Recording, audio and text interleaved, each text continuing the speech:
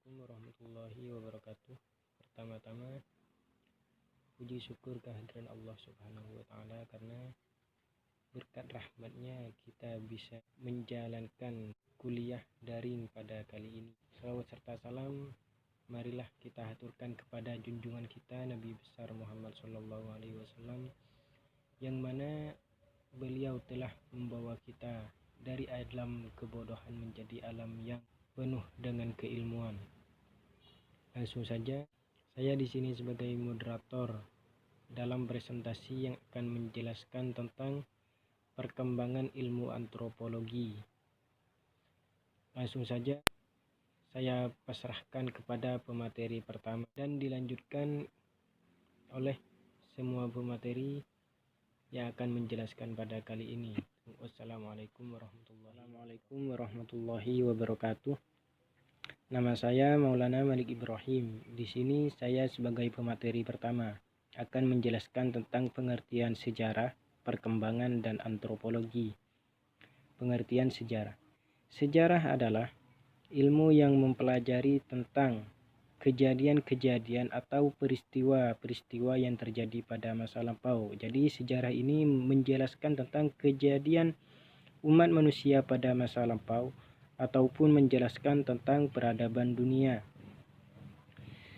Sedangkan pengertian perkembangan adalah pola perubahan yang dimulai sejak pembuahan dan terus berlanjut hingga rentang waktu kehidupan manusia. Perkembangan melibatkan pertumbuhan, akan tetapi juga melibatkan penuaan ataupun kemunduran. Sedangkan pengertian ilmu antropologi. Ilmu antropologi adalah ilmu yang menjelaskan tentang manusia. Maksudnya, ilmu di sini ilmu yang menggambarkan manusia dengan ilmu alam, ilmu sosial, dan humaniora. Ilmu antropologi berasal dari bahasa Yunani yaitu anthropos dan logos. Anthropos artinya manusia dan logos artinya berakal. Jadi ilmu antropologi di sini adalah ilmu yang menjelaskan tentang manusia.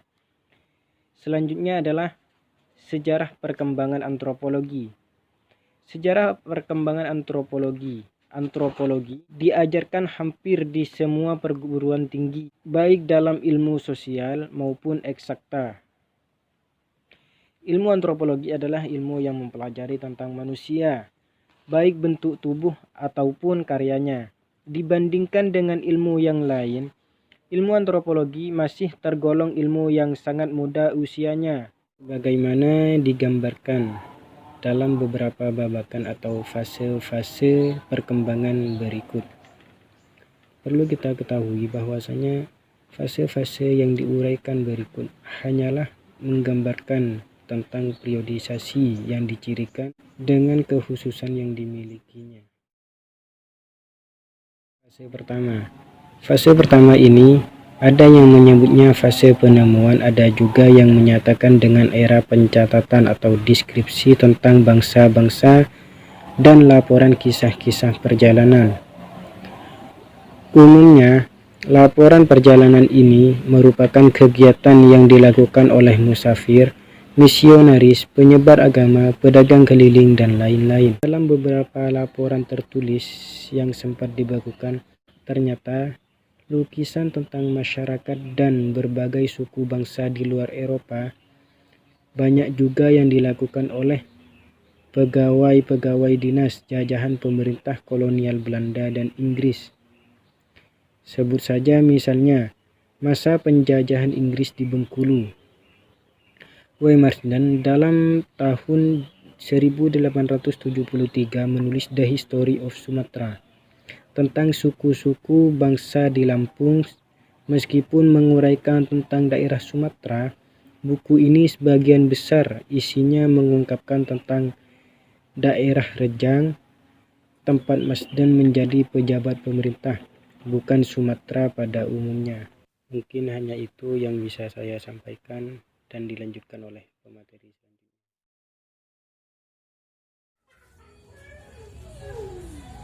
Assalamualaikum warahmatullahi wabarakatuh.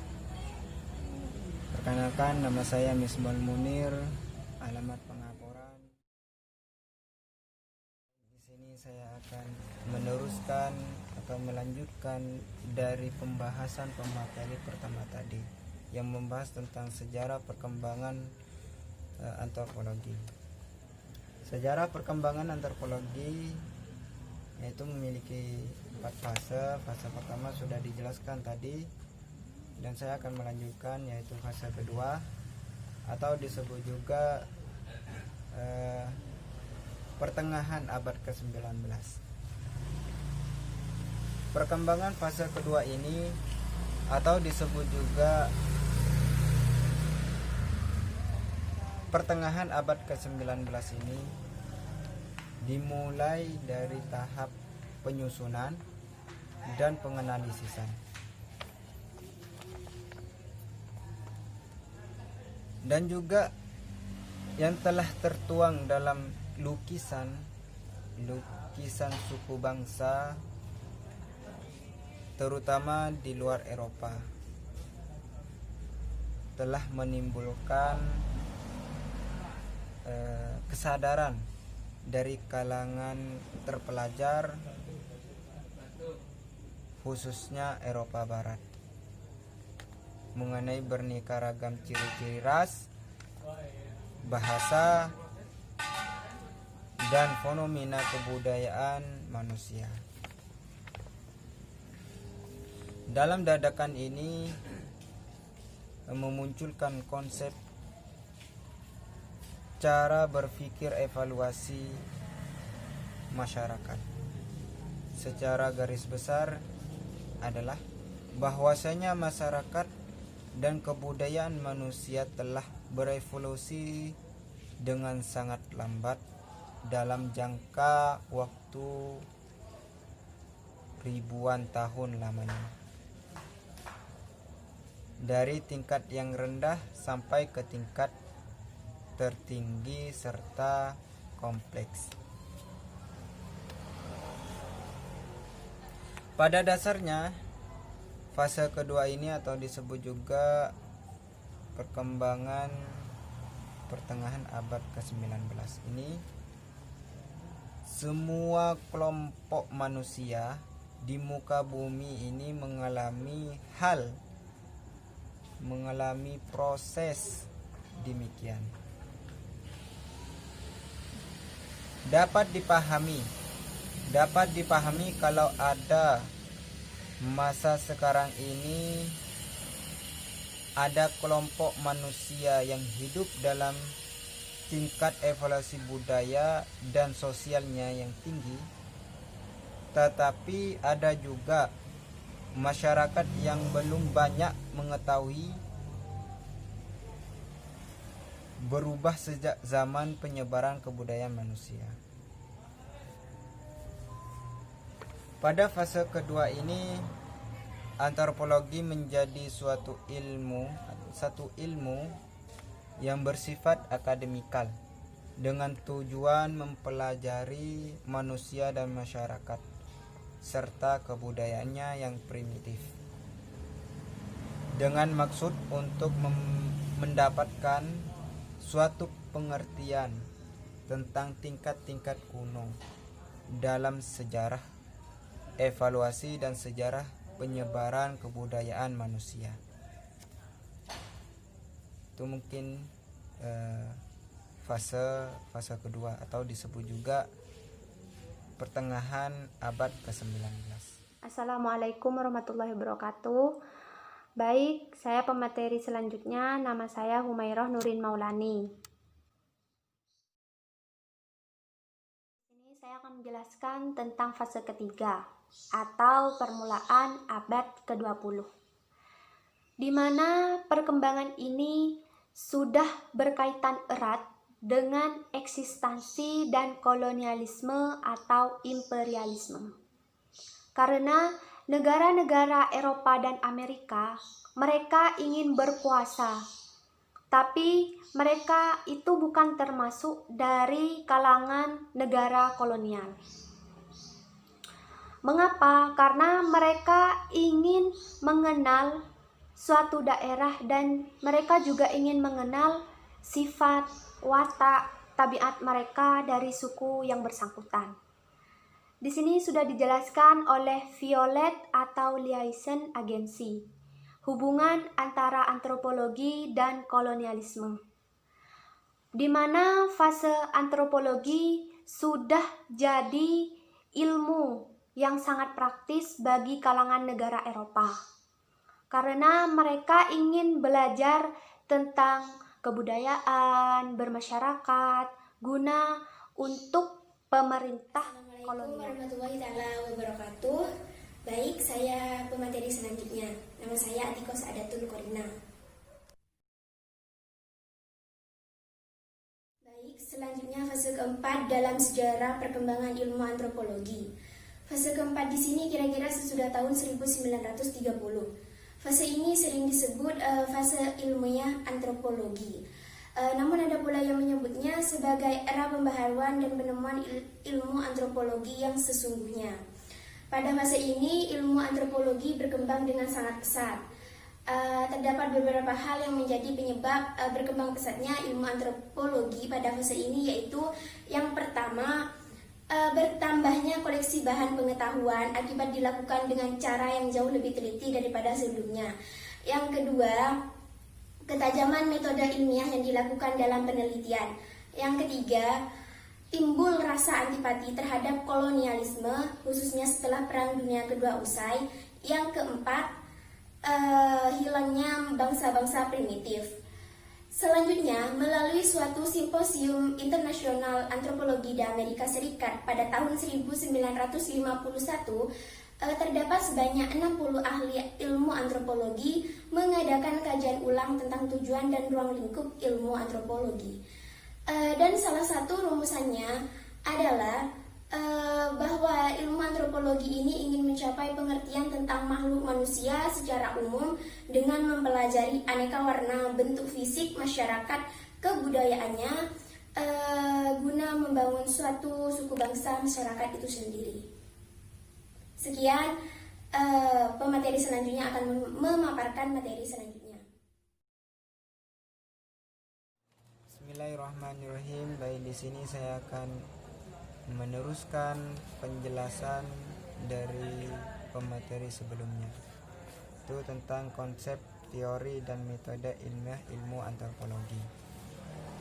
Bahwasanya ilmu antropologi sudah memiliki spesifikasi kajian terhadap manusia dibandingkan dengan ilmu lainnya yang juga mengkaji tentang manusia, sehingga muncul pertanyaan, apa yang ingin diketahui dalam kajian ilmu ini, bagaimana cara pendekatannya, cara yang harus dipergunakan, bagaimana langkah-langkah kedekatannya, dan apa sarana yang dapat digunakan untuk mengkaji secara ilmiah ilmu ini. Pertanyaan mendasar ini membutuhkan kerangka berpikir ilmiah yang harus dimiliki oleh pengkaji ilmu antropologi. Studi tentang manusia ini merupakan studi yang relatif masih baru sifatnya, sekitar 150 tahun terakhir. Untuk memperoleh hasil yang maksimal ada 3 pencapaian, yaitu pengumpulan fakta, yang kedua penentuan ciri-ciri umum dan sistem, yang terakhir verifikasi. Yang pertama, pengumpulan fakta. Melalui kegiatan pengumpulan dan penelitian, memperoleh suatu pengetahuan tentang berbagai kejadian dari suatu kebudayaan masyarakat untuk kemudian atau di kemudian harinya kita olah. Yang kedua, penentuan ciri-ciri umum dan sistem. Dari data yang kita kumpulkan, dari data yang pengkaji penelitian dikumpulkan, dilakukan secara pemilihan atas dasar spesifikasi ciri khas masing-masing fakta yang ada. Jadi nanti para peneliti mencatat atau mendata kejadian-kejadian masing-masing.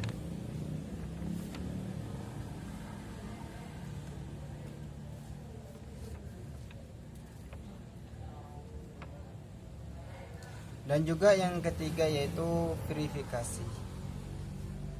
Verifikasi merupakan metode pengujian dalam kenyataan terdiri atas cara-cara yang harus menguji kaidah-kaidah yang telah dirumuskan atau yang harus memperkuat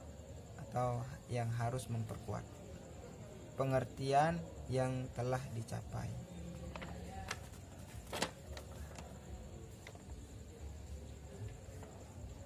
Hal ini dilandasi suatu keinginan mencoba memperkuat pengertian dengan menerapkan pengertian itu dalam kenyataan beberapa masyarakat yang hidup, tetapi dengan cara yang khusus dan mendalam.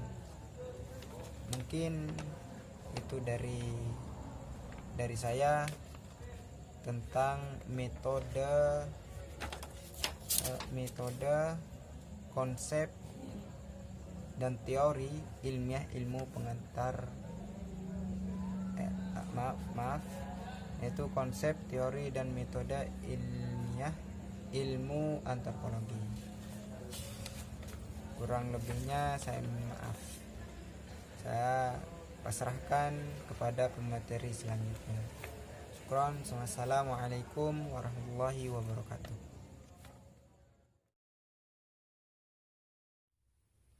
Baik, selanjutnya poin D, antropologi dan perkembangannya di beberapa negara. Dari sejarah perkembangan ilmu antropologi dapat disimpulkan bahwa antropologi ini mengalami rangkaian sejarah yang cukup panjang.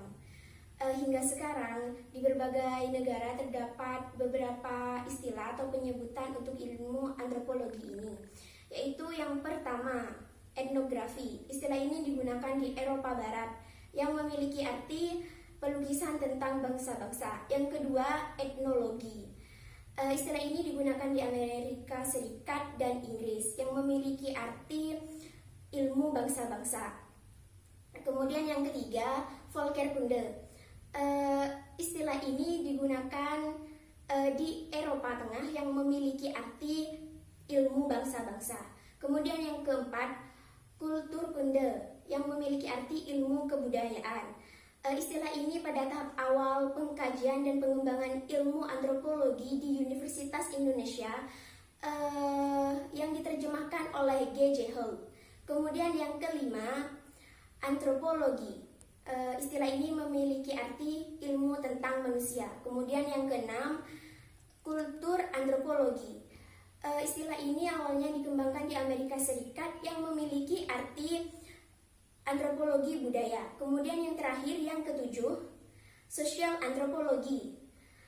Istilah ini dipergunakan di Inggris yang memiliki arti antropologi sosial. Sekian, baik pemateri selanjutnya akan menjelaskan materi selanjutnya. Assalamualaikum warahmatullahi wabarakatuh. Baik, saya pemateri selanjutnya, nama saya Humairah Nurin Maulani. Baik, di sini saya akan menjelaskan tentang fase ketiga atau permulaan abad ke-20, di mana perkembangan ini sudah berkaitan erat dengan eksistensi dan kolonialisme atau imperialisme. Karena negara-negara Eropa dan Amerika, mereka ingin berkuasa, tapi mereka itu bukan termasuk dari kalangan negara kolonial. Mengapa? Karena mereka ingin mengenal suatu daerah dan mereka juga ingin mengenal sifat, watak, tabiat mereka dari suku yang bersangkutan. Di sini sudah dijelaskan oleh Violet atau liaison agency, hubungan antara antropologi dan kolonialisme, di mana fase antropologi sudah jadi ilmu yang sangat praktis bagi kalangan negara Eropa, karena mereka ingin belajar tentang kebudayaan, bermasyarakat, guna untuk pemerintah kolonial.